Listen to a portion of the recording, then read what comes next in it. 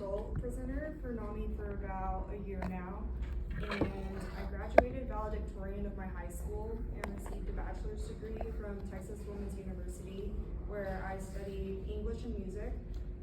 And currently, right now, I work, I'm on assignment for Meta, so Facebook and Instagram, where I do, I train AI models on image and music generation, which is pretty cool. But on the side, and my main passion is that I'm a published author. I published my first book when I was 19 on my grandfather's life story, growing up in Malaysia and surviving the World War II bombing. And then I just recently published this year my second book, which is on my own mental health treatment journey. And just, so I'm gonna share a bit more about that. But I'm also, I have a lot of things I like doing. I am a songwriter too. I was a classically trained pianist from very young. And then, I did it in college as well. And so I don't know, but my main passion, is I have a huge passion for helping others, which is why I'm here today to share my story. And I love these presentations that NAMI does. From around the time of my childhood, I was already known to be withdrawn and isolated, and I didn't really know what this meant, and my family members didn't either. There were times where I felt really sad and lonely, and I would try to reach out for help, but I was like invalidated. So like there was a time when I was being bullied in second grade, and I tried to tell a teacher, and she said, "Don't tattle." And so I, kind of internalized things, and it led me to completely shut down. So by the time I was 10 years old, I felt completely numb because I didn't let myself feel emotions. And I vowed that I could never cry. And so, I didn't cry for like many, many years. And that I also told myself that I couldn't seek help because no one would understand me.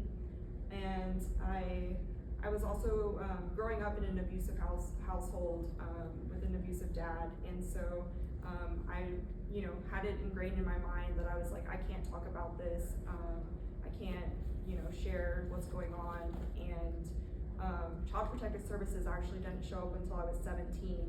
And by then I was like, it's too late. Like, I don't need your help. And so I sort of went through my childhood, having this idea of like perfectionism, kind of like what you mentioned. I was like, if I'm like so successful and I'm like perfect at everything, like nobody will ask any questions, like how am I really doing, like what's going on? And so that's kind of like how I hid everything. I put on the mask for many, many years, and it was really draining, and it was really exhausting. And I actually didn't feel emotions. I was very numb. And I'm diagnosed with borderline personality disorder, which I later learned, numbness is like chronic emptiness, and numbness can be a symptom of that. And so it was like every time I achieved an award or I reached another goal, or I walked across the stage as valedictorian, I didn't feel anything. There wasn't even happiness. It was just nothing.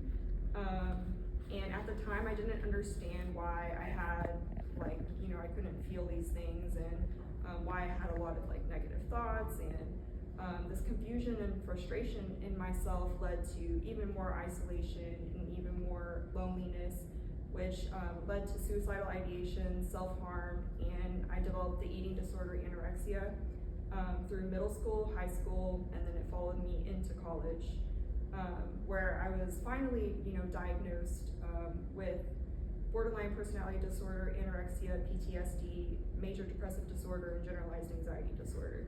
And so I felt like a failure because I was getting all these labels, and I was like, but wait, like what happened to my perfect self? Like, and there was a lot of stigma, both in my family, because in the Asian culture we don't talk about mental health either, and just like, and also just like in my church also, it wasn't talked about. And so it was just like, yeah, I felt like a complete failure, and I was really hard on myself, and I fell into complete mental exhaustion.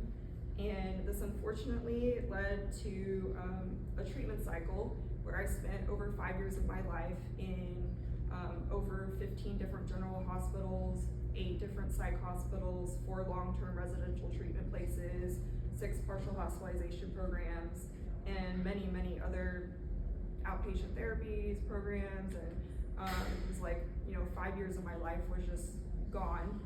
And, I was told by like psychiatrists and stuff, like, you'll never live in society, you'll like, never be independent, and, I'm proving them wrong. I, throughout that time, I attempted to take my life 6 times, ended up in the ICU, heart rate was at like 3, it was like not even functioning, and it's just like, it has to be, miraculous. I believe by the grace of my God that I'm still alive today to share my story with y'all. Now that I've been given a fighting chance at living life, and that I've accepted my diagnoses, living with it has been easier, although, it's still challenging. But I have hope. I have hope because acceptance was what I personally needed to take before I could really start my healing journey, because, the stigma had me in denial. My first time at an eating disorder treatment facility, I was like, there's nothing wrong with me. I don't have an eating disorder. I was like, I can't have one. And, I was in denial. I was there for 6 months. I was in denial for most of my time there. And also for me, like, my Christian faith is like really important to me, and just, it helps me to be able to ground myself and walking me through the recovery process.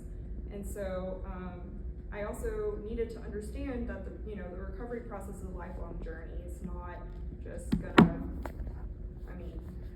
nothing's gonna get better overnight. It's gonna take time.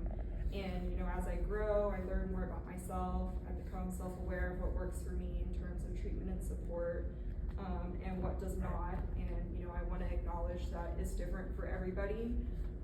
But for me, medication combined with different forms of therapy and having a service dog has been a huge help on my path of recovery. And, I've been able to, feel emotions that I didn't necessarily, I went years without feeling. I've been able to socialize more easily instead of withdrawing. She helps me, to be able to go out in public and to do things, that my peers are doing. And my support system, has also been a huge help in my life. And, I sort of built this up over time of like church members. I've had several therapists. I've had, a really large treatment team. I've had, my family members.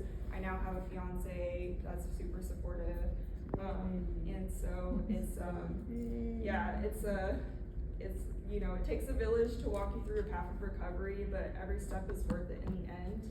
I do have to put a lot of safety plans in place for myself, implementing bedtime morning routines. For someone with borderline personality disorder, stability is something that's really important, because if things don't go my way or something unexpected comes up, it tends to make me have a really big emotional reaction. So it's helpful when there's like stability, when I know what to expect. And so, I have a really like strict routines. And I also, in my room, I have like coping skills boxes and things like that. I have inspiration posted all over the walls. So everywhere I look, I can see that, and on my mirror in my bathroom too. And so something I also like to say is like, I follow a lot of positivity on social media, because, when you're scrolling, like it's just helpful, to see all the positive things rather than all the negative things that tend to pop up. And so, having that encouragement and seeing all of that is something that I found to be efficient in having constant reinforcement that I'm important and enough. Because recognizing my importance and being able to make a difference in the world by sharing my story would probably be my definition of success today. Like, if someone would have asked me that like many years ago, I probably would have said like, oh yeah, your accomplishments, or like what the awards you win and things like that. But that has like changed for the better, and I see it more as like using my story to like bring inspiration and hope to other people. living with a mental illness is not just rain or sunshine, it's everything in between and more. You know, I still have difficult days. I recently lost a friendship because I had a borderline reaction. And then, you know, there's days where, you know, I feel like crying under my bed. But then, you know, there are great days where I'm out meeting new people and I'm being really productive at work and involved in the community. And as the recovery process is lifelong, there's hope because I'm still able to wake up each morning and live out my life with a purpose. And that purpose is letting others know that they're not alone and to spread kindness in this dark world. And so I continue, you know, to reach out to my support system. I continue to take my medication daily. I continue to go to therapy. I continue to train my service dog. I continue to implement positive coping strategies. I continue to become self-aware and educated. And I continue to do the things that I love, all to keep myself healthy and stable so that I can be there for others. I like to say, you know, that self-care is not selfish and that my mental illness does not define who I am, but it gives me a bigger picture to truly recognize the vulnerability and authenticity that is this life. And I like to also say that there's beauty in seeing the world in full color from the darkest moments to the brightest ones. And it's being open and honest to those around me and being able to make a difference where I'm able to. So actually, just recently, I got casted for a TV show where I get to share my story, my mental health story, and how I became an author, and you know my challenges that led to that road. And so I'm hoping, you know, in the future that I'm using this platform as an author to advocate for mental health. And, you know, I hope my aspiration is to start a Christian nonprofit because a lot of churches didn't have the resources that I needed through my journey. And so I'm hoping, you know, in the future I can like help them open mental health ministries that'll actually help people with serious mental health conditions. And so that's my story.